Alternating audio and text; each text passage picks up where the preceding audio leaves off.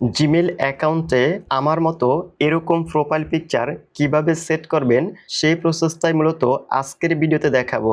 চলুন তাহলে দেখিয়ে দিচ্ছি কিভাবে জিমেল অ্যাকাউন্টে প্রোফাইল পিকচার সেট করবেন। জিমেল অ্যাপসটি ওপেন করবেন। জিমেল অ্যাকাউন্টের প্রোফাইল আইকনে ক্লিক করবেন।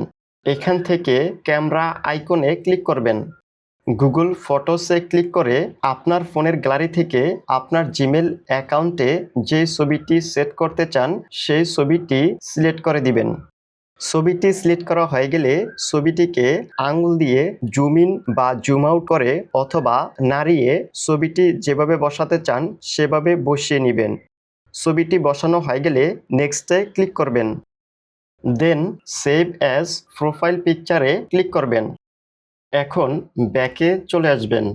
উপরে কর্নারে আপনার এই জিমেল অ্যাকাউন্টের যে প্রোফাইল পিকচারটি দিয়েছেন সে প্রোফাইল পিকচারটি সেট হয়ে গিয়েছে। ভিডিওটি ভালো লেগে থাকলে ভিডিওতে অবশ্যই একটি লাইক দিবেন।